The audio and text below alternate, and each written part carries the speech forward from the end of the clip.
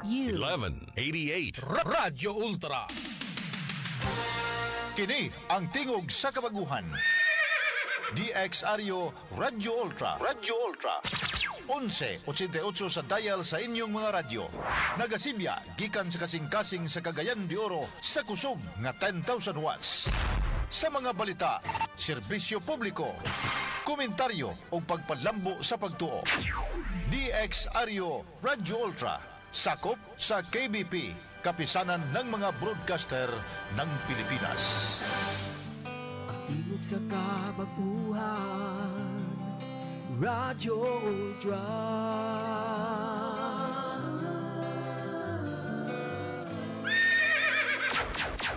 Ang ato oras 9 minutos pasado alas 3. Sakit man sa hingtungdan. Apan maoy naghusay og naghupay sa kagul-anan. Nuda Biritas. Ang balaod masakit apan maoy naghatag kanatos kalinaw. Nuda Biritas. Mga nagkagubot nga hunahuna, mga pagduha-duha, nagkinahanglang katinawan alang sa katawhan. Nuda Biritas. O karon, ariya, si Ultra Frank Mendez. Dagang salamat magahigala, kumusta may hapon ang palibot dinis ato may pagkainit og landong. Gasagol ni, no? Di na to may bawang kay kaganina pagabot na ko din ni landong. Nagamay lang kainit. Karong bag-o pagawas nako mura og niisog ang kainit pero napoy landong. Ingnana no resulta ni sa habagat kay ang LPA ito ang mas layo.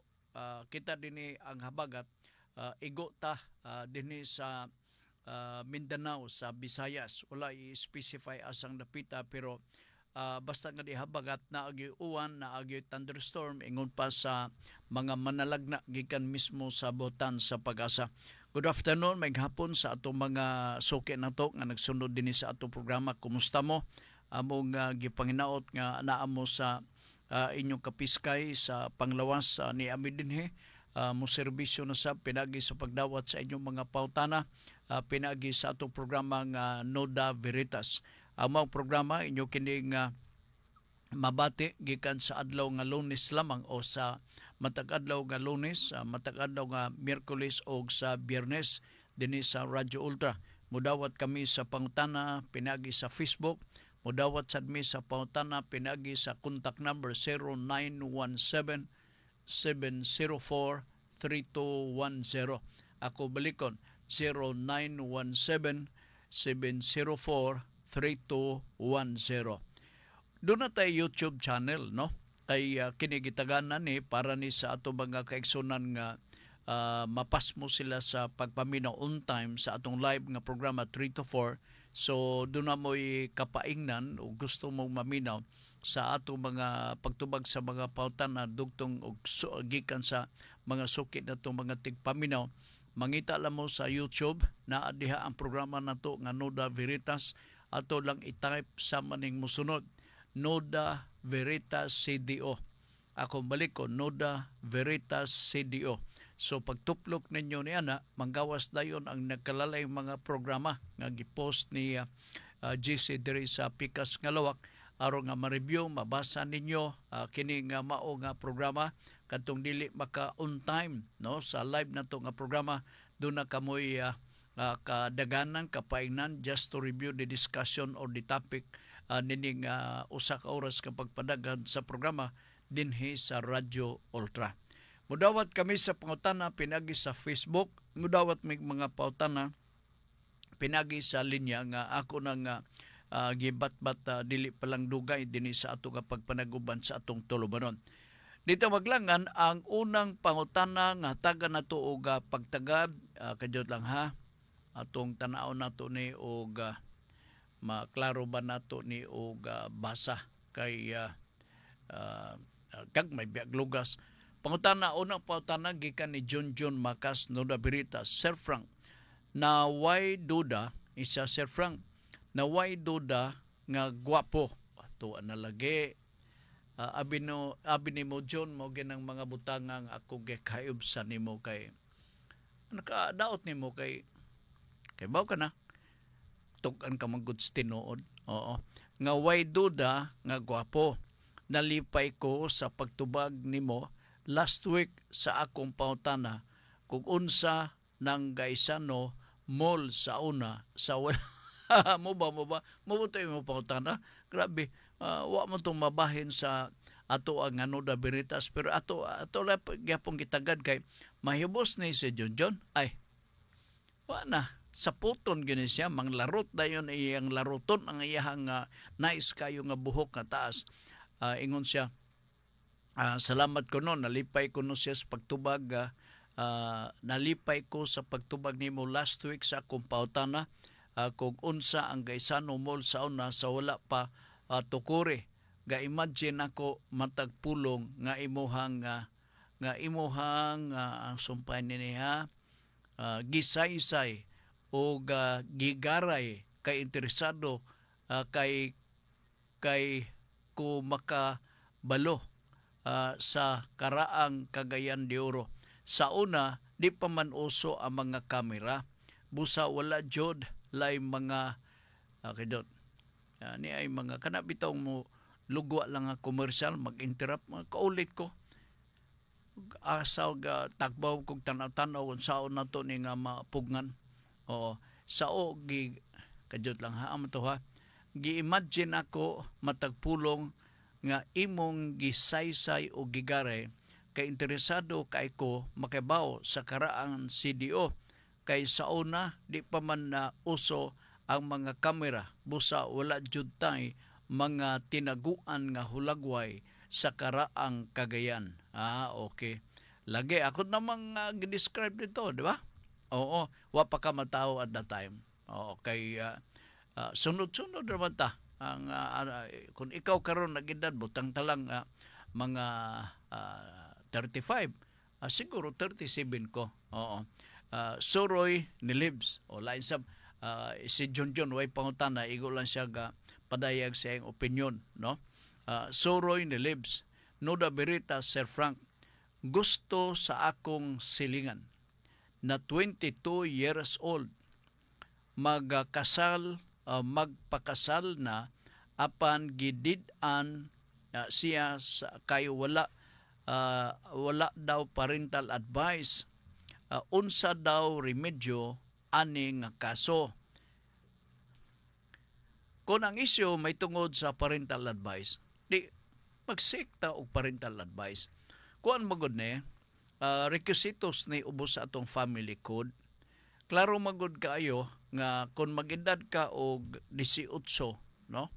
Up to 23 kung wa ko masayop. Kinahanglan gyud nga naay parental consent. Alright. Kung mulapas ka na pwede ka magkuha og parental advice. So kung pila ang imong edad karon na ibutang talang panalitan, nakabot ka na og 22, parental consent ni. Oo, ang gikinanglan. So wa may problema kung ang usa ka lalaki mamalay unya magpasabot nga interesado siya nga mga sawa sa mao nga hinigugman niya nga babae, wa may problema. Kung musugot ang ginikanan, so that is approved. There was already a consent issued by the parents themselves, ni papa o ni mama. So, I think maura ng problema.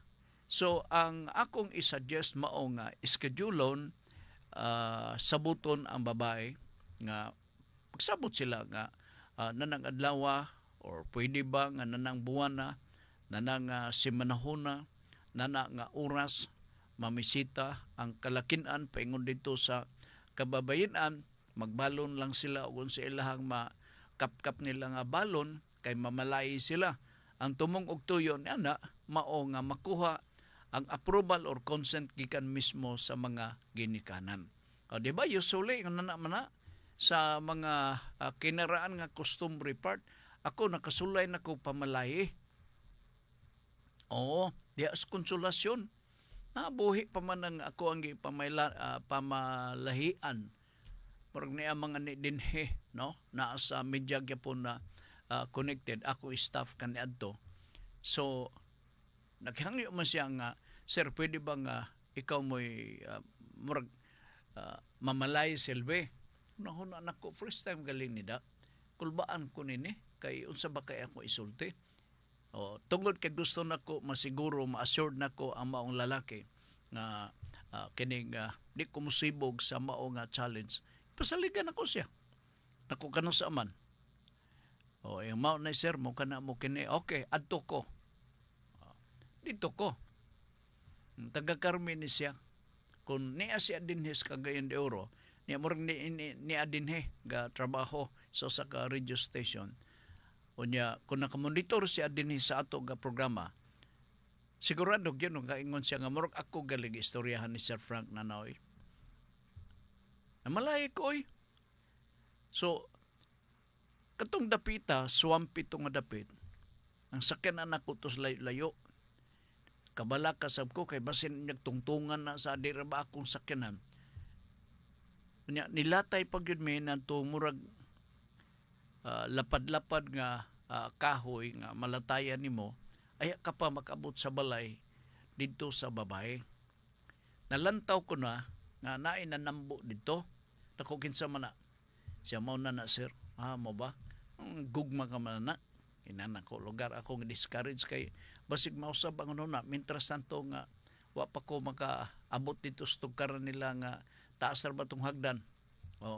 Pila istorya abot diha ang parents. Kadto mga hapit na mag-alas 5 sa hapon. Hapit na mag-alas 5. Pero sila gabalon, no? Ang lalaki gabalon na iyang balon. Pagkaon silbi. So, sa kami, welcome ingon na. Na-explicamos po ko at that time. Mo nang tuyo, yan, kung paminaw sa way duha, nagkakasinabot man ning duha, mura sa kukurik nito mga panahon na. Kung sa ikaw, Junjun, kung walay mag-lead ni mo sa pagpamalay, pwede ko. Ingon ko nga, nagkakasinabot man ni sila, sir, di ginaton yung mapugnan kay bawa ka ang gugma, grabe. Kusgan kay gugma. Bisan pa o abungan sa baha. Mudulot yun ang pagbati sa gugma. Unahunan ako, insakto ba ito ang istorya? Alright. So, exchange of mga ideas. Kadugayan, wala magmakuli ang papa. Hasta po si mama, wa magmakuli sa pagpamalay. So, hunahon nako daog na ni. So, nanay consent. Bagits pa man po ilang edad. I think mag-20 kapin siguro to. Netong mga panahon na. So, pala istorya, nagkakasinab tanay. So, ingon lang ingon na naon lang, no? Parehan na ng imo karong pautan na.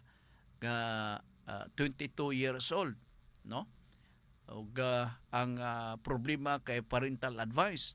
Parental consent ang atong gipangita nini kay ang parental advice dito sa mag-edad na og taas-taas 18 to 23 is parental consent, 23 pataas to 25, 28 advice na, no? Mao na ang magakahitabo kana sigon sa kasuguan sa atong Family Code of the Philippines. So pamalay lang. Pamalay lang. Taga-asama ni siya Mr. Suroy ni Libs. Silingan man nimo. Asa gani to ka? 22 years old, magpakasal na apan gidid-an siya kay wala daw parental advice. So, to cure the problem, mamalay gid mo. Kay aron nga masulbad ng inyohang problema. Okay? Sige. Munang ako, please take note on this, sorry ni Libs, kay importante ni kayo. Ha? Oo. Ang usually, ang practice, no? Ang practice kaniadto nga ako naobserbahan nga sa pagpamalay, ang ilang gadadon ka ng mga may edad na, kung sa kay rasyonali na, no? siguro kay respetado, kay maedad na, kango na kung mahimo. At the same time, ako pong tanaw nga ang rason siguro ngano nga katong kakango na ang gadadon sa pagpamalay para nga di siguro mabalibaran kay mahadlok gabaan. Kasi ingon na ba? Pero kasagar gyud mo na ako nasaksihan, gamay pa ko. Makauban ko og pamalay. Panon magdala mi kanadtong kaldero, puno og kanon, magdala mi og sudan, na ay mga plato, na ay kutsara. Basta lagi gibalhin atong kusina dito sa kababayan. Nya aligre kayo. Naapay sinugong nga tuba. Buhakag di katawo, labi na kung mahuman ang pagpamalay. Pare. Ay, pare na. Kay nakatagay man. Ingon na nang kinabuhi sa kabos. Pero malipayon. Kamo, mga sapian mo, galabad man yung ulo siguro karon. Mga kabos, makatagay ng mga duha, tulo, kabaso. Na, may nang istorya nila na. Kay sigurado mo sila sa giinom nga tuba nga ilaman ng kanang na-harvest sa pagpananggot, di man na sinagulag tubig. Di ba? So, ingon na ang simple nga picture sa mga kakaraanan, ilabi na kung mamalay. So, ikaw, Mr. Suroy, narani mo, imo nang isuggest, di mo na problema, advice naman nga ang gikanalan or consent. 22 years old, pwede pa na sa parental consent. Ha? Sige. Lain nga hatagan na ito pagtagad din sa ato nga pagpadaga sa programa si Septem Virgo. Noda Veritas, di ba sir, wala may balaod nga bawsi sa mga lalaki nga gaabuso sa ilahang asawa? Sir, wala, di ba sir, wala may balaod nga bawsi sa mga lalaki nga giabuso sa ilahang asawa. Sa ato pa, ang babae mo ay nag-abuso. Na bagong ruling karon sa Supreme Court nga pwede na sad ang mga babae makover nining bawsi. Ako lang tiwason ang problema. Nga giabuso sa ilahang asawa, unsa ray pwede ikaso ni Mr. batok sa ilahang Mrs.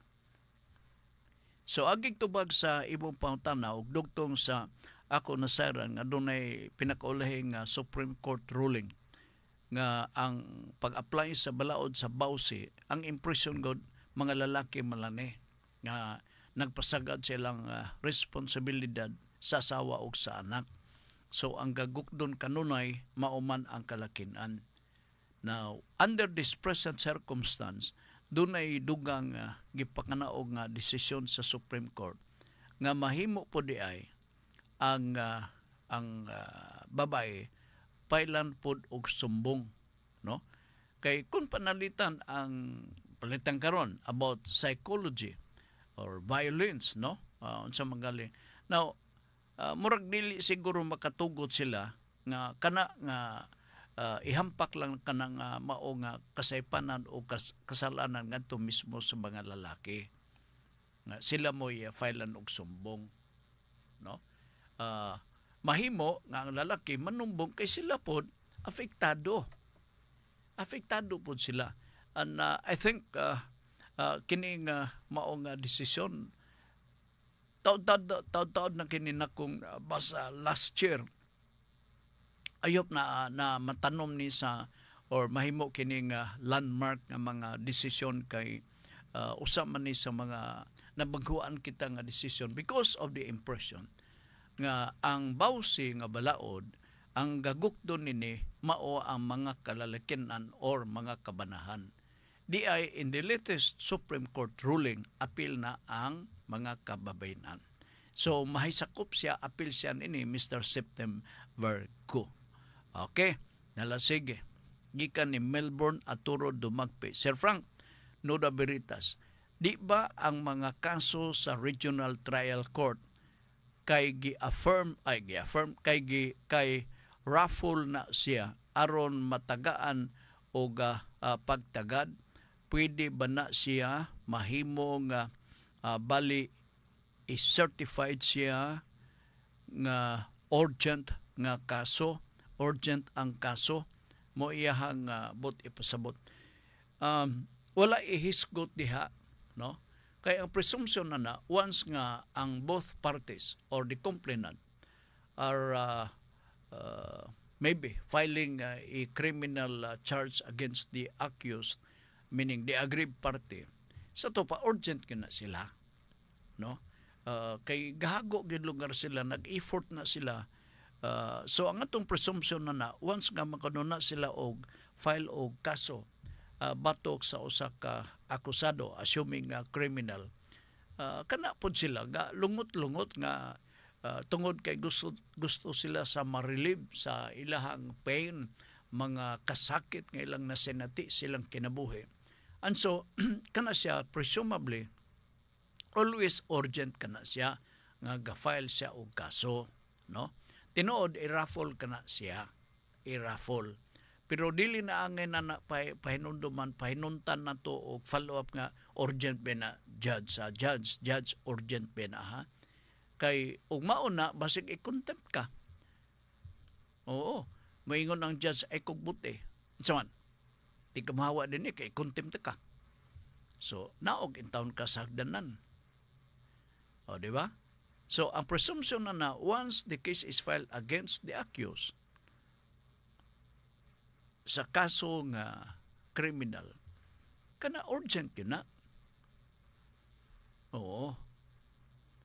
Na ay mga kaso nga because of the urgency, unya dayon mapahinuntan na sa supervening event. Ako i-explain ako unsay matawag nga supervening event or supervening event. Sa mga kasong criminal, for example, all right. So, human nag-testigos ang pulis, pinagi sa ilang pulis sa report, nga doon ay nitabo nga pagdunggab. Na ilok ang tao nga naigo pagdunggab sa hunting. Seryoso. So, gifailan og attempted murder. Alright. And so, ang kaso naa sa korte. Nanay attempted murder. Pwede na mausab ang kaso. Gitawgon na og supervening event. I'll give you one example. Nga para kanako mosamot nga ka-urgent kay namatay. Na karon seryoso siya na hospital, naigo siya sa ilok. Gidunggab. Na-file ang kaso, attempted murder. Mga pipila ka adlaw human nga na-confine dito sa hospital. Nato nga mao nga biktima. Nadawat ang balita sa korte nga namatay. Ang mao nga gidunggab. And so you have to change the crime committed by the accused. It's no longer attempted, but plainly it is murder or homicide. Matagad ba na ang kaso nga ang i-file attempted murder or homicide man? Unya, pwede ba na siya mausab nga murder kay namatay man ang gi-confine dihang dapita sa hospital? The answer is yes, because of the supervening event. Ang supervening event mao nga nausab ang kahimtang namatay ang mao nga biktima. Mao na kana siya ang event nga nag-supervene nga maoy nagpatigbabaw silbi og maoy sundon oras nga mag-file kita og kaso diha mismo sa korte. So, malagyapon, no? Ang judge magahergyapon sa kaso. Magapaminaw gyapon sa kaso hantod nga mahuman ang kaso. Look at TVs. Daghang kinabuhi ang na disgrasya niya sumala sa sumbong or allegation. Diba? Pero despite of the urgency of the case, despite of the numerous cases, criminal cases filed against TVs, kita lugar nga naa sa gawas nga nagtanaw, gusto ta magdali. Pero ang huwes, wa man, part of the normal process na nila.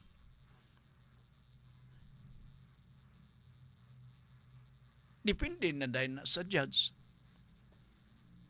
Kung nakita niya nga naagi pagka-urgent, agad na sa judge. Kay ang tanan, once nga mag-file ka o kaso diya mismo sa korte, pag-file ni muna na, di ba? You already recognize the jurisdiction of the court. Once you recognize the jurisdiction of the court and you file the case against Juan de la Cruz, pag-file ni muna na, wala ka na dayoy jurisdiction, nagbuwag na mo. Nga naman, kay ang tanan nga kapalaran sa kaso nga gi-file, nga diha gi-file nimo sa korte, tuwa na sa judge, o bahala na ang judge pag kuri-kuri, bahala na ang judge pag conduct o unsa ba, investigation, clarification ba, dugtong sa netabo nga krimen. Kita nga nagareklamo, wala na tay jurisdiction. Mag-agad na dayon ta sa plano o unsay buhaton sa huwes dugtong sa kaso nga gi-file. Ang tanan atong isalig diha kaniya. Ayop, nakuha nimo. O di ta kabuot. Sa may contact number ni judge? Mo ni. Tawagan nimo. Ay judge si Frank. Sa may atong ikalagad nimo Frank, kana katubitong kaso na to gi-file. Gusto nako judge nga imong dalion. Wa kanay buo, wa kanay katungod niya na. Kay gi-turn over naman nimo na. Tuan na kana ang jurisdiction sa korte diin tuag ga-file ang imong kaso. Nya dili ninyo basta-basta matawagan si judge. Ay pagbuhatan na ninyo please. Kay basta inyag mahasulan si judge, mapurisyo noon mo. Di ba? Yun na ang sitwasyon ko dito, ha?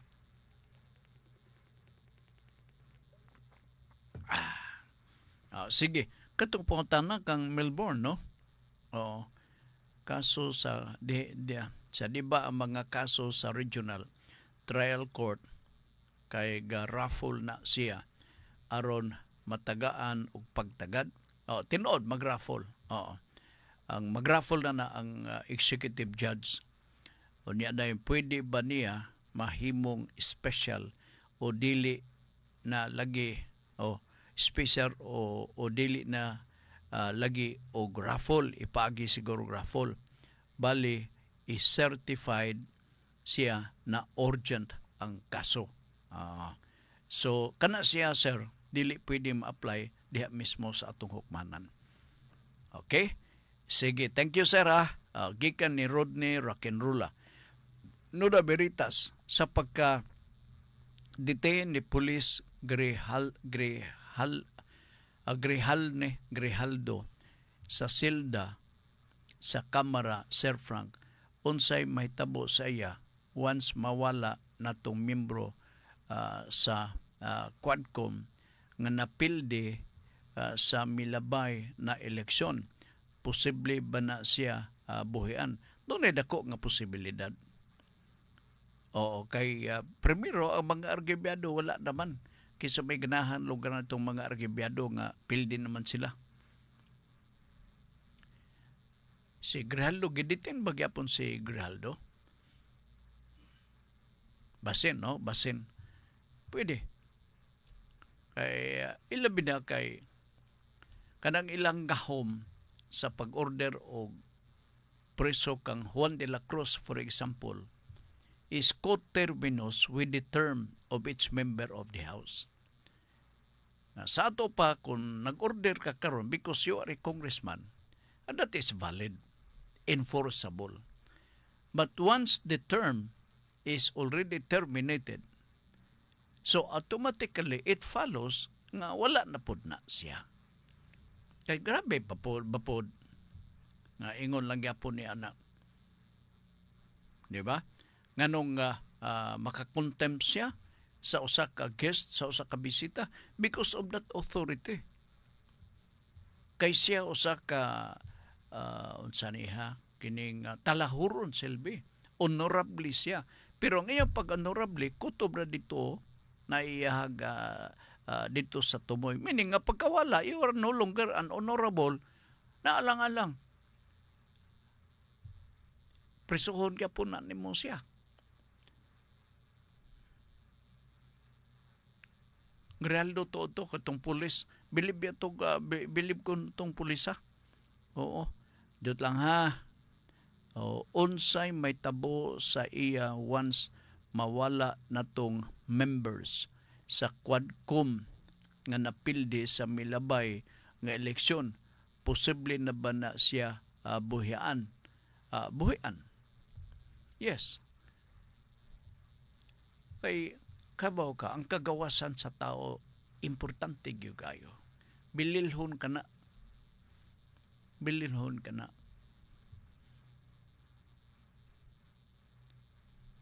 So kung wala na siya sa poder, wala na. Gawas. Kung ang magsunod kaniya, iyang isustain pinagi sa usa ka resolusyon.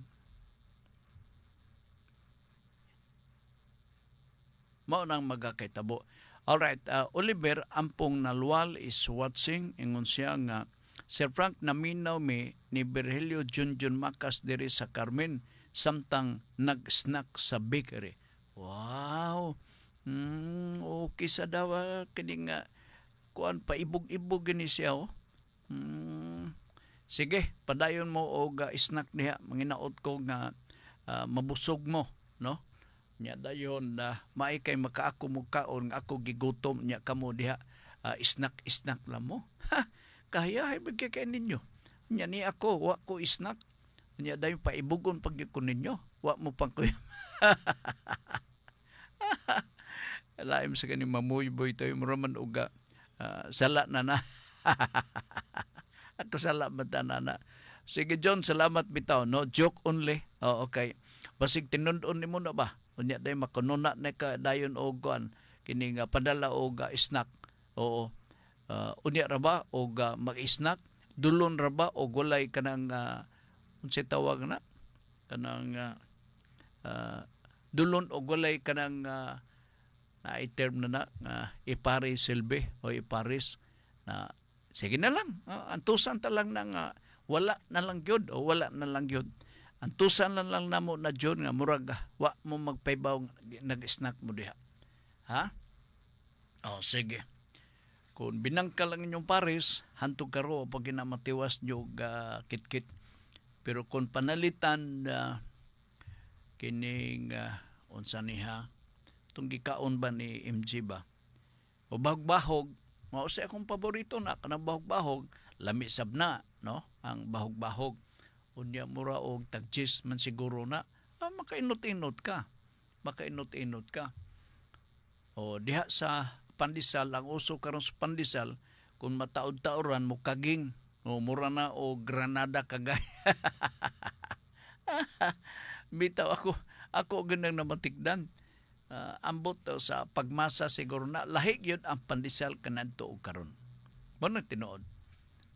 Kay madunduman nga dugay na matag kaog pandesal kay katong akong lolo inaron nga oras mawala tos balay. Ako din kasundon o kini mga snack kini o kanya may soke nga tindahan nga insekta gaya.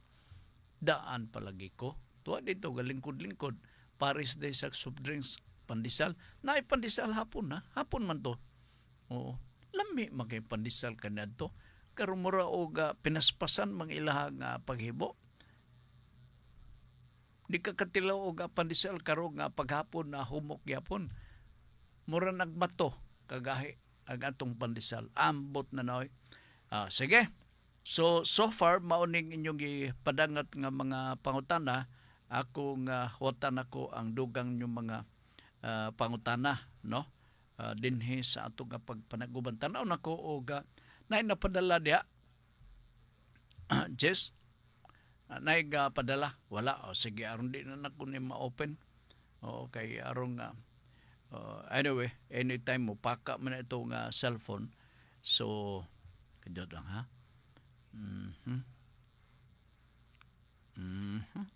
Interesado na news dire Tito Soto. Okay, interesado gisa sa posisyon ni kuan ba ni kinsa ni kining pagka-Senate President. Anyway, ang discussion na dito na sa atong pulso og mag-adlaw, paminawa lang ninyo, ha? O sige. Lain nga hatagan na to pagtagad din sa atong pagpanaguban sa atong tulumanon. Jud ako lang i-review kay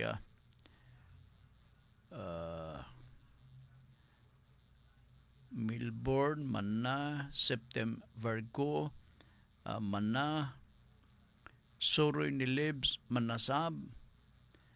Just in case og naa mo follow up, ay mo og duha-duha. Rodney Rakinrula, katong nangita, nangutana kang Grijaldo, di ba? Unya dayon, okay. Derita sa lain nga pangutana.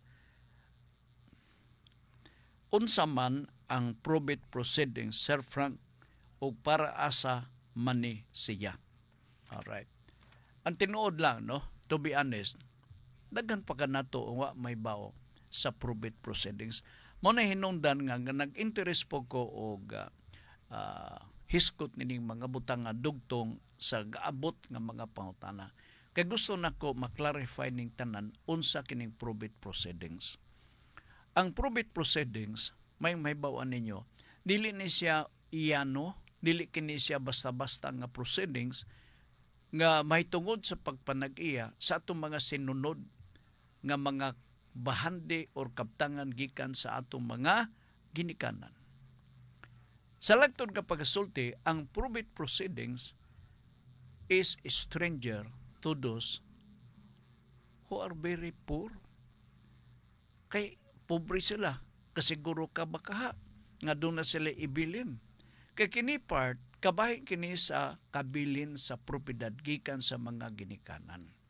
Kung doon na kay kabilin, mamatay ka, doon na kay kabilin para sa imuhang mga anak, sapian kabya. Di ba? Dili ka maisip nga indigent. Di ka maisip nga indigent. Now, kanus aman mo kadyod lang ha. The correct term, I have to recall, no? Ang correct term sa kining o kanus aman mo entail kanang pwedeng ma-invoke na to ang probate proceedings. Kanus aman. Mao ni paminaw mayo. May tabo kini kon ang mga ginikanan nagbuhat sila og testamento. Kanang testamento or gitawag na og testate proceedings. Magbuhat siya testamento nga pinaagi sa suwat or magbuhat siya testamento nga magpalaban siya sa abogado basta kay testamento. Ang testamento pagpamatuod nga ang mga propiedad nga iya mismo sa ginikanan gisuwat nila pagtuyo aron himuon kini nga kabilin sa ilang mga anak mo nang gitawag nato og testamento. Kung doon na nga na testamento, moagi na sa testate proceedings or probate proceedings. Sabtan ninyo. Moagi na siya sa probate proceedings ang mao nga proseso.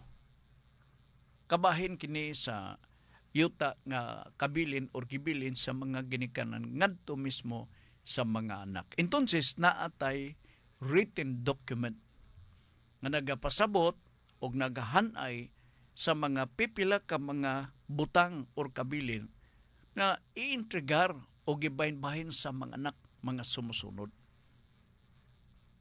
Apan ang mao nga testamento, dili automatic. Nga kung unsay nasulat ditong dapita sa testamento, mao na dayon to ang sundon sa mga anak nga mga sumusunod. Ngano man, Sir Frank, tungod kay naay mga tugon diha mismo sa testamento. Dili na siya automatic, sir, ma'am. Daghan pang wa makasabot ni nga mga butanga. Na siguro pipila nakasabot pero very complex ang mao nga problema. Now, unsa may tuyo sa probate proceedings? Kung unsa di ay ang magakitabo kung ato magakadunggan nga dunay giingon nga probate proceedings. Amot ipasabot na ang testamento nga gipreparar nila ni mama o ni papa. Dili basta-basta mawatas-watas ang pagbahin sa mga propiedad. Mabahid lang kana pinaagi sa korte. Unya, mao di ka nang gatawgon og probate proceedings. Sir Frank, dili na diretso kapag suwat na niya mga matay si papa ag mama, enforceable na kanang mao nga testamento, ang tubag dili. Ipagi pa na sa probate proceedings. Okay. So, ang probate proceedings, you go to court, walay may tabo nga probate proceedings kung dili mo agita sa korte. Unsa may tumong og tuyo ngano man nga dadon ta na sa korte kanang giingon nimo, Sir Frank, nga probate proceedings. Ang tuyo na mao ang pagpaniguro nga ang gi-execute nga testamento ni papa ug ni mama dili pinugos. Na ang gitawag natong due execution, and there is authenticity in the preparation of the testament. Kasagaran ko, labi na sa mga naiuban nga mga maldito, mga bugoy-bugoy, mga adik-adik.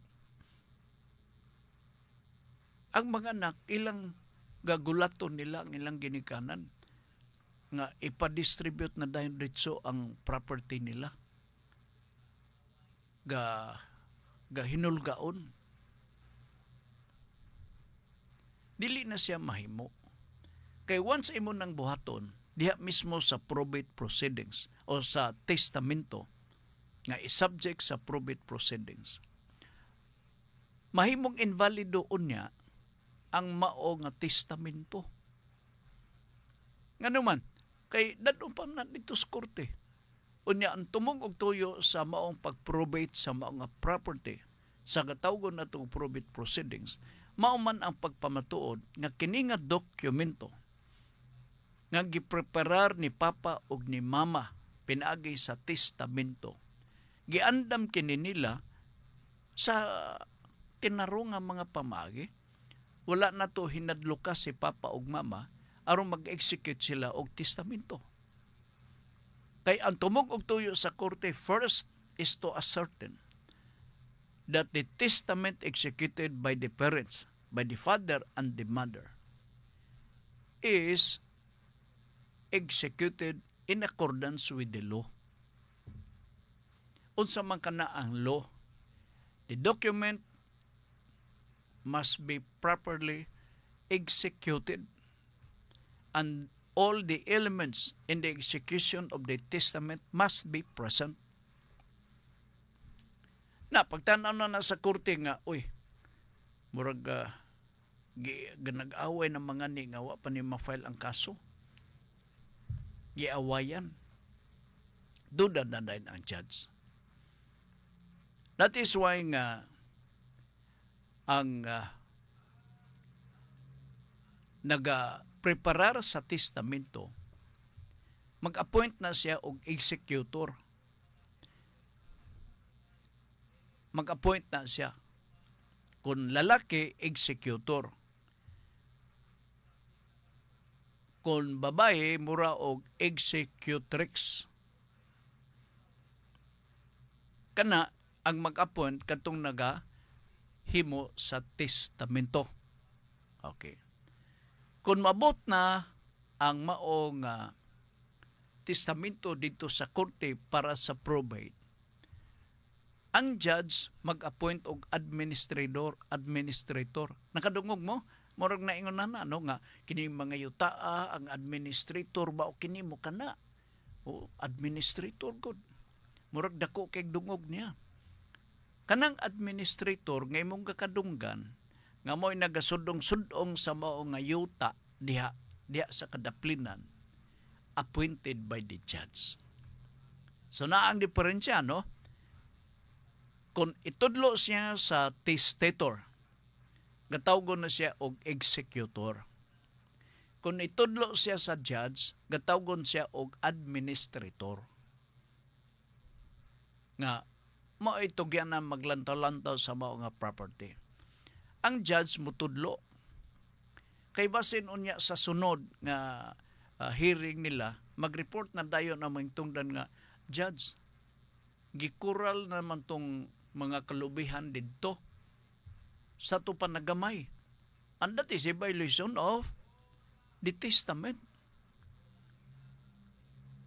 Munang naagyoy executor administrator nga maoy tugyanan nga magatan-aw na. Ang probate proceedings taas. Kay tanan nga mga argibyado tagaan magpanahon nga maka either mag-file ba sila o unsa ba ilang pagabuhaton. So ingon na ng proseso part. Usbon nako sa mga sapian, that is very common. Amo man ang gaawayan ng kanang mga dato karon din sa atong mga kadaplinan. Mo nang gawayan, propiedad.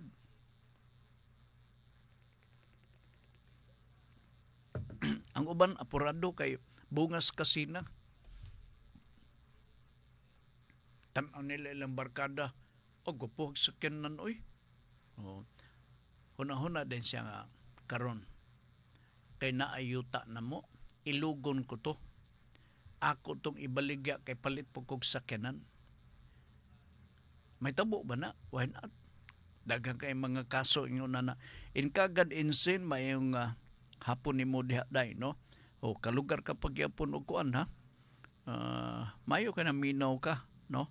Thank you so much sa imong pagpaminaw dinhi sa ato nga pagpadagan sa ato nga programa. So, I hope na sabtan ninyo, no? Diha pod sa testamento. No? Diha sa testamento part. Naidagang mga requisitos diha. Primero, ang abogado may mag-prepare kanang notarial will. Tawag.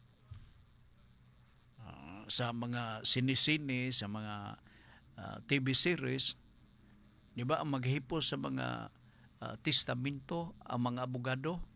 That is correct. That is correct. Kay kuami siya, officer of the court, ang mga abogado part. Sila tighipos na niya. Once nga mamatay na, mahimo nga maisip siya nga executor. Depende na sa tugon. Kabahin sa pag-distribute sa mga property. Pero malangan lagi, basta moagi ta sa probate proceedings or probate.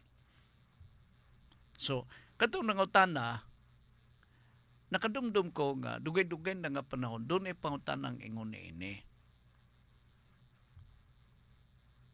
Naipangutana. Unsa may opposite ni ini? Kay kini naa may testamento. Testamentary procedure kini pinagi sa pag-execute og testamento. Ang opposite nini, intestate. Unsa may naa diha sa intestate para masabtan ninyo. Ang naa diha sa intestate, ang buti pasabot nga pagkamatay sa mga ginikanan by operation of law, ang mga propiedad nga gibiyaan sa mga ginikanan bahin-bahin nun sa mga anak pinagi sa extrajudicial settlement of estate. Siya ay nasam na libog ba kay na. Mo man na mo mga pagi may hapon na mayong hapon Sir Ultra Frank watching from Bugo CDO si Pip Pag-ong. Oo, si Pip Pag-ong. May hapon nimo dia Sir Pip, no? So I hope nga nahayag-hayagan kamo samtang nagapaminaw kamo. So the opposite of testate proceedings or testamentary act sa mga testator silbi is intestate, without will. Without will. Munang gitawag nga intestate, meaning without will. So by operation of law, ang yuta pwede itong mabahin-bahin sa mga igsuon, no? Pinagi sa extrajudicial settlement of estate. Okay, sige. Wan natin kong panadugoras din sa ato karong pagpadagan sa ato nga ato lumanon. Gusto lang ko magpasalamat di kaninyo. Nahutdan tas panadugoras din sa ato nga programa sa mga late tuners ni Mr. Pip Pag-ong, ni Laila Lynn Aguila Baliho sa kadot memorize na ko ng iyahang ayom-ayom nga panginabuhi silang balay lamang o Nestle Art Craft Centrum. Grabe, kugihan ng bayhana. Mahimunta kang modelo sa imong mga silingan diha kining Laila. Ha? Sige, subli wan natin kong panahon ato sang basahon ang maong topic nga hisgutan ni Ma'am sa programa Kalipay nga Mulhotay. Alas 6:30 karong gabi. Lunes kini hantod sa adlaw nga Sabado. Ni karon ang topic nga hisgutan ni Ma'am. Kini nga kinabuhi gihatag kanato. Dili aron mo pahulay kundi aron trabahoon ang ato hangtod sa kahangturan. So mao ni ang topic nga hisgutan ni Ma'am karong gabi. Paminawan ninyo ayaw si piyata kay puno kini sa mga pagtulunan. Okay? Sige. Kini nga kinabuhi gihatag kanato dili aron mo pahulay kundi aron trabahoon ang atong hangtod sa kahangturan.